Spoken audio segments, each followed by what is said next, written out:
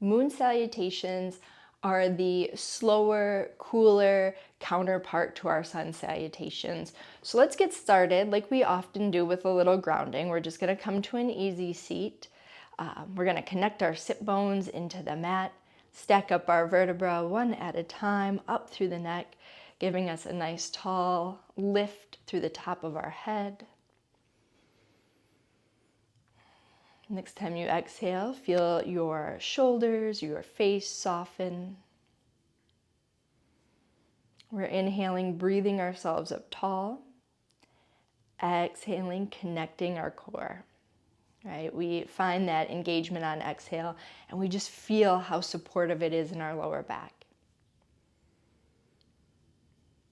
Our moon salutations are going to be very low to the ground, lower body focus. So we are finding the core to help us keep our balance and to support us throughout. So one more big breath up. That strong, engaged exhale. Let's start with a little Sufi grind. Hands on the knees. We're inhaling, bringing our chest over our legs. Exhaling, arcing our spine, pulling the belly button in. Finding that supportive core for the back. Inhaling over, exhaling. And we're really rinsing out our lower backs, getting some good movement here, which will help us when we get flowing. So let's take one more pass through. Then we're going to pause because we want to keep the breath pattern, but we're going to reverse the direction, just looking for any sticky places in the lowest part of our back and our spine. Just connecting breath to movement.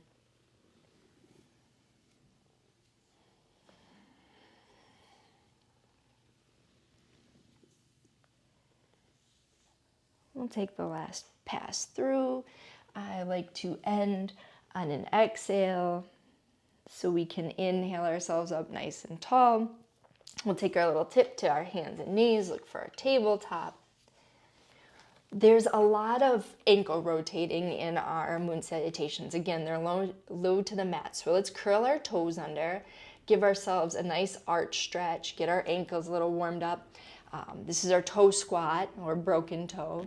And I always say, your hands could be on the mat, especially if you don't stretch your feet a lot. You want to ease into it, right? You're not going to do any good by forcing a stretch. But if this pose feels very comfortable, eventually you might land with your seat on your heels, and it gives you an opportunity to focus again on breathing length into the spine and exhaling, finding that deep supportive core.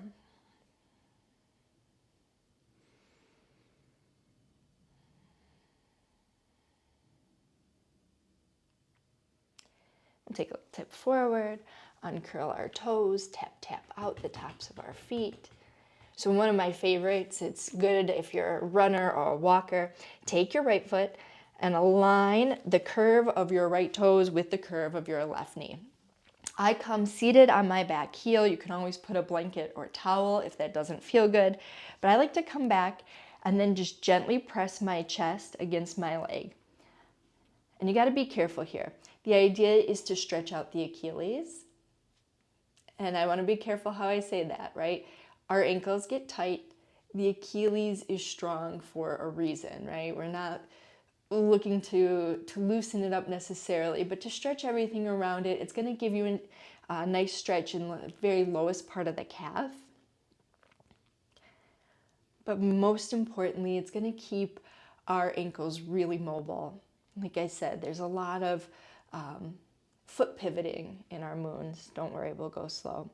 So we're just hinging gently into our leg, using our chest to press ourselves open in the back. And then we're going to tip forward, uncurl. Take a moment here. Give the foot time to neutralize, maybe even bring it back to that toe squat position. So how's the ankle feel? All right, let's do it on the left. So again, we're aligning the left curve of our toes with the right curve of our knee. We're back on the heel, sitting up tall, and then we're just gently using our chest to press into our leg until we get the right amount of opening for us. We're not looking to overstretch the Achilles. We like it strong. but just a little bit of space. It's yoga, right? The balance between stability and mobility. Like our moon salutations versus our sun salutations, they offer two things on the end of the spectrum. These are cool, passive. Sun salutations are heating. We need both to be in balance. All right, let's tip forward, uncurl, check in with that ankle, maybe give it toes a curl under, a little roll, a little exploration. We'll give our toes a curl under, come into our first downward facing dog, take some lovely pedals, really work out the calf muscles, shake out our head. It's always nice to check in with the down dog. Lower your hips, find your high plank. Where's it at? I always have to walk mine out a little bit, but then when you lift up your seat, then your down dog's right where you want it. Pedaling the heels, enjoying that extra space we made with our Achilles stretch. Let's walk our feet up to our hands, come into a forward fold. Inhale, half lift. I love the half lift. Lengthens out the spine, so when you exhale, it's just that much more open. Nice soft knee. Head hanging. It's a wonderful opportunity to just lengthen out the spine. Arms can dangle or you can grab elbows. So let's drop our hands. Roll up slow. Head up last. All right. So we're going to start at the top of our mat. We're going to do a moon salute. Inhale brings both hands up. Exhale, we're hinging off to the left. Really anchoring your right foot. And we want the stretch all in our side body. You might even look up at the ceiling a little bit. Inhale, come up. And we're going to exhale off to the left. Again, really trying to anchor the left foot. Keep your hips stacked over your heels. Side body stretches are just so wonderful because they get into those muscles that stabilize our back. Inhale, come up. This is where things get a little crazy already. Your right foot is going to step back. So now you're facing the long side of your mat. And you're putting your ankles right under your knees. This is called our horse or our goddess squat. Okay. So we haven't opened up our hips much. We want to be really mindful here that maybe it's not our deepest. We are opening up our knees, tracking them over ankles. We'll take our hands up like goalposts. Just check in with our hips. Now this is where the foot pivot comes in. Both toes forward. Open up the heart. Our big 5-pointed star. Left toes are going back to the original front of our mat. We're bringing our right hip back and we're coming into Trikonasana, triangle pose. Side body over your leg, great for the psoas. Arms open, gently drawing shoulder blades together so you have this wonderfully open chest. Big inhale. We're going to pivot our back foot to 45. That's our warrior one position. And our chest is going to go over our leg. Now we started to open up our hamstring and down dog and our half lift. And our forward fold. But if you're a little tight here, you've got hips. It never hurts to find length in the spine. Or your shin is kind of a natural prop. Or maybe you have some blocks. All right. So now we're going to soften into our knee because we're pivoting our right foot again. We're picking up the heel. I take a little micro hop back. We set our knee down, press through the top of our foot. That takes pressure off the right knee, and we're waking up our hip. This is Anjaneya Asana. You are more than welcome to stay right here, especially if you have a tight hip flexor. And if you wanted to take your hands to your hip, to your knee, by all means. Shoulders should be soft away from ears. You might pick up your seat, sort of drop in, explore. And then we go in for another pivot. So we're going to come back facing the long side of our mat. So your left toes turn about 45 degrees. Your right foot does a 180. We're on the heel now. My heel lifts up in my skandasana, which is what this is called. It's okay if yours does too. Hands could be at the heart or at the mat. Just depends on your stability. And again, moon salutations, we're grounded, we're low to the mat, you should be finding stability. Hands down, we're bringing our right leg in as we shift our hips towards it and land in malasana. Our traditional yogi squat. Again, our hips are still getting used to this, so if you need to come up a little higher, more like that horse or goddess, by all means, hands at the heart or the mat. Just trying to find your longest spine possible.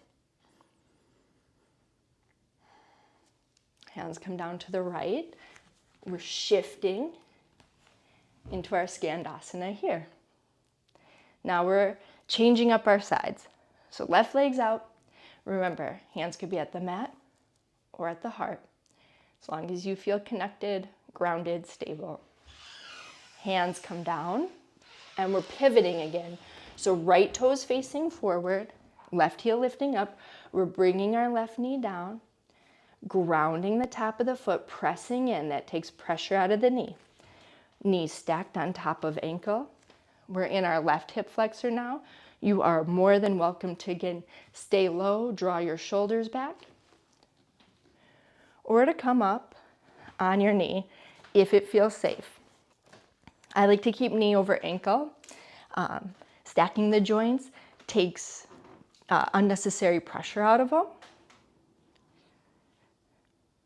We might pick up our hips, sink a little deeper, depending.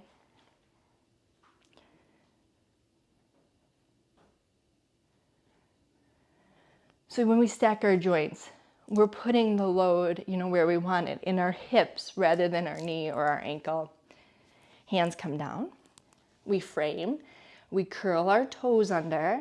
Remember, we took a little hop back in the beginning. Now we take a micro hop forward, place our foot in that 45-degree angle. That's warrior one. And we're shifting all but a hint of softness out of our right knee. Pyramid pose. Now, again, hamstrings get tight. If you need a softer knee, a shin as a block is a block if you have them, or your hands on your hips, these are all beautiful variations in your pyramid. Let's inhale ourselves up, and we're going to open our back foot, warrior two. So pinky edge, just about parallel, still just have that micro bend in our right knee, left hip pulls back, we're melting at our waist, into our Trikonasana. Open chest. Think about one line from fingertip to fingertip. Strong side body. Getting the psoas, which is that nice deep muscle that helps us flex our hips, all tuned up. Inhale, float up. Right toes meet left. This should look familiar. Back to our 5-point star, nice and open. We'll take our hands to our hips as we bring our heels under our knees. We're back to our horse or our goddess squat. Now that the hips are a little bit more open, maybe you can sink just a little deeper. Knees tracking on ankles. We're going to go to what was the back of our mat. So left foot is going to meet right. We're going to step to the back. Hands are up. We're inhaling over to the right, getting into the left side body. Inhaling center. Exhaling left. Inhale center. Let's do it again. So this time, left foot steps out. We're in our nice wide squat. Knees stacked. Core engaged. Sitting down deep. Let's bring our arms up like goalposts. It's always fun on the second pass through to just add little bonus items. So one thing I like to do here, take a little tip, right elbow to right knee. That side body stretch and strength, which is just so good for our backs. We do it off to the left. Come on up. Toes face forward. Our big star pose. Open stretch. Right toes to the new front of the mat. Pinky edge just about parallel to the back of the mat. So I say just about because you can toggle the toes to whatever feels safe for your knee. But we bring our hip back, Trikonasana. Right knee has a hint of softness. This is where those little bonus add-ons can be fun. You could take your left hand to your back, find a half bind, really open up the chest and shoulder. Inhale, exhale, fold down. Take that little micro pivot, bringing your foot into the 45-degree angle, the left foot. The right knee is soft. We're in our pyramid pose. Maybe now that our hamstring has adjusted, we can ease in a little deeper. If you like that lower leg stuff, you could float your toes, be on your heel. Just be mindful that that might make your knee want to hyperextend.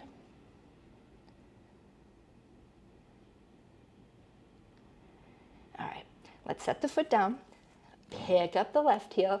I take that little micro hop back. Knee comes down, foot comes down. Top of foot presses in, pressure out of the knee. All right.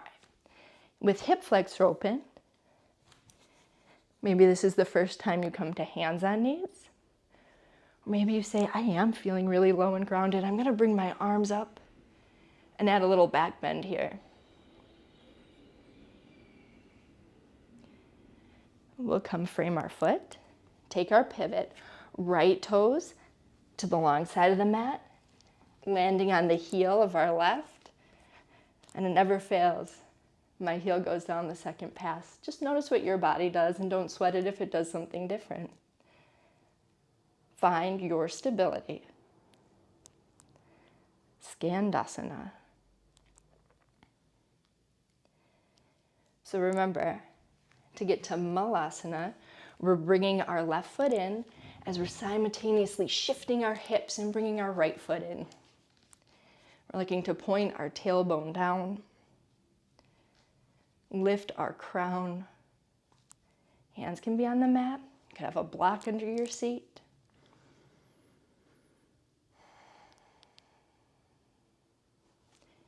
Then we come to frame our left foot, shift over to the left, extend right.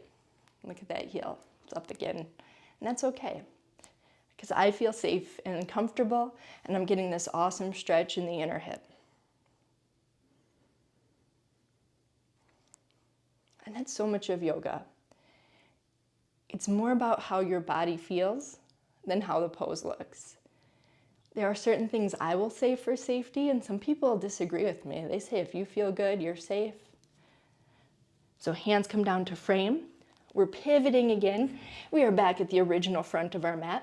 We're setting our right knee down, engaging the top of our foot so there's not too much pressure on the knee, though a blanket, towel, or even a mat fold will help you with that if your knees are sensitive. Your variation, if your hands are on your knees, shoulders are soft. If you add a back bend, I like to goalpost my arms so I know that I'm not hunching my trapezius up to my ears. That's just me.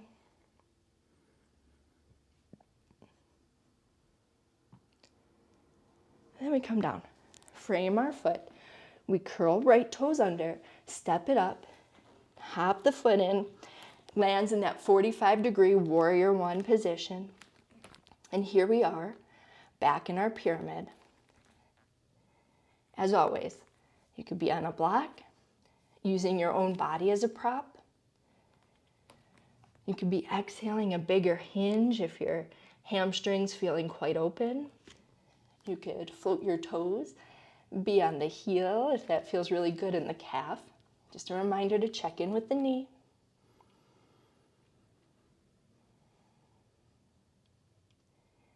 Set your foot down, right foot turns open, pinky edge just about parallel. We're inhaling our right arm up, finding our triangle, keeping our knee softly straight. Right hand to the lower back if you're exploring the half bind.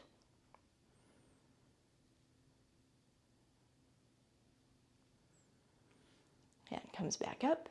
Inhale up, strong core. Bring your both sets of toes facing forward. Our big star stretch. Now we bring our heels under our knees. Sit down deep. This is our last one. So we're exploring just how far our hips have come, how far our stability has come. Our knees are kind of turned out. We're tracking over ankles, arms like goalposts. Right foot meets left. We've completed our full rotation of the moon. Inhale up, exhale over to the left. Right side body releases. Inhale, center. Exhale to the left. Inhale up. Now, we'll take just one sun salutation so you can feel the difference. Inhale, fill. Exhale to toes. Inhale up halfway. Find your strong high plank. We're gonna lower to the belly since we haven't been doing any of these. Elbows graze the rib on the way down. Tops of the feet connect.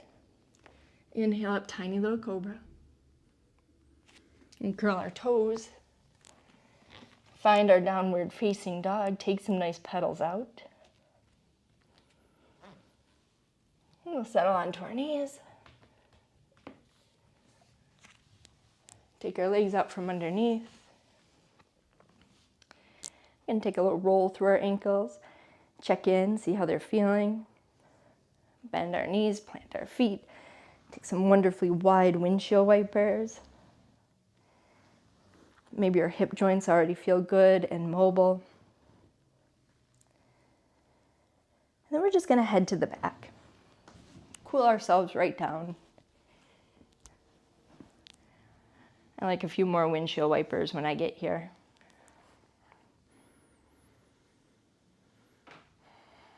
We'll plant our feet. Place the right ankle against the left knee. Bring our figure forward towards us.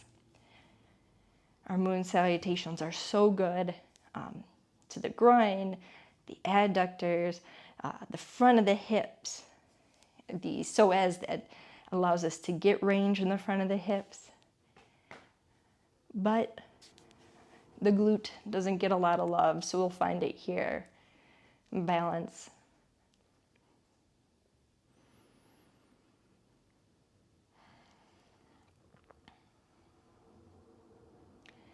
So big breaths in. Exhales, feeling your back release to the mat.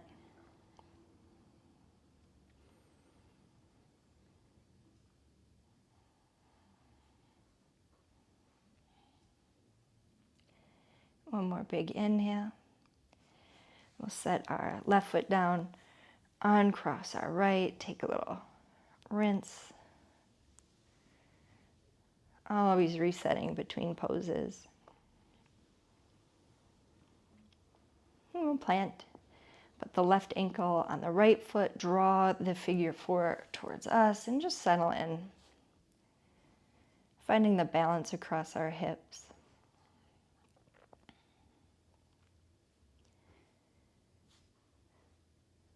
So moon salutations, again, they are considered the more introspective, cooler, more grounding variant of our flows. Fall and winter have a lot of the same qualities. Chinese philosophy, we say yin. Sometimes we pull some of that in yoga. You might take a yin class. And this just invites ourselves to turn inward, to slow down. Big inhale. Exhale, set your foot down. Uncross, windshield wiper out.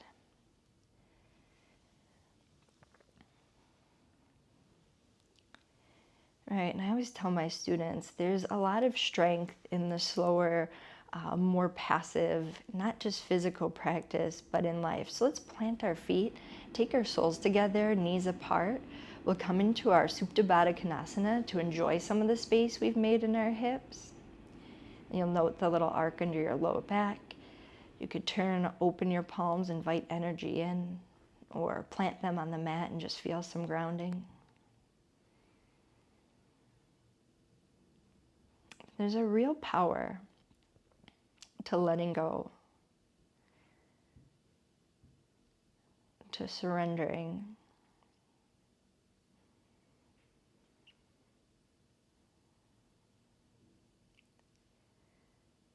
Yeah, it's not that we can't have expectations or goals. We need to be okay when life comes in and does what it does, throws things off course or changes them. We want to be able to find our footing and the grounding amongst whatever comes our way. So guide the knees together, plant your feet, rinse things out. Never want to grip or hold on to the remnants of a stretch. We'll then bring our feet still, bring our knees to our chest, rock it out. Set our knees to the right. We might open up our arms in this final twist to ensure our shoulders are relaxed. Have a look to the left if it feels good in the neck.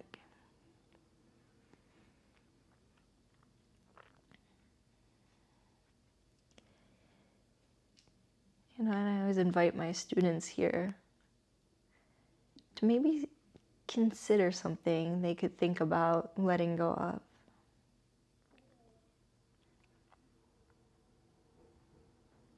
A thought, a feeling, a memory that just doesn't serve.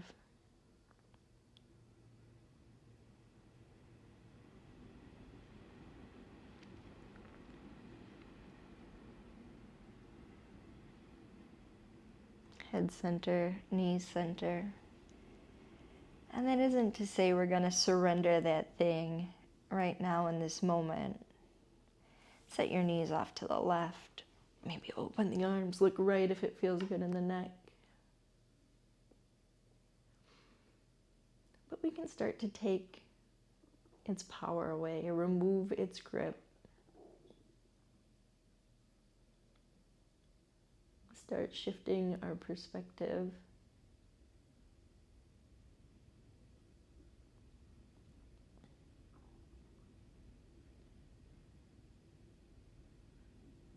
So, again, we can't expect change to happen overnight, but that's yoga. We practice and we practice. We build up our willpower and our ability to let these things go. And every setback is just an opportunity for more practice.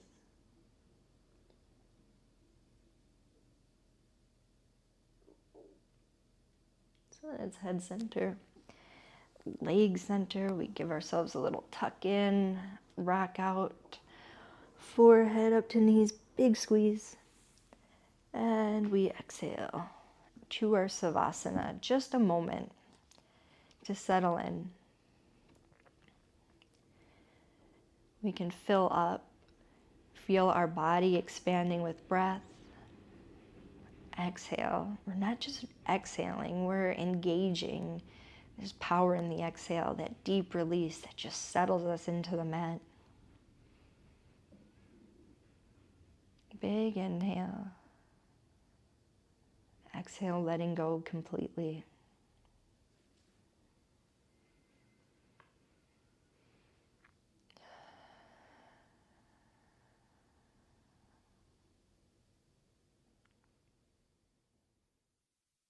Then we'll inhale some wiggles into our fingers and our toes, and we roll our wrists and our ankles. I always like a good full body stretch. That spine work. We really do leave a little longer than we came in. And we roll to a side.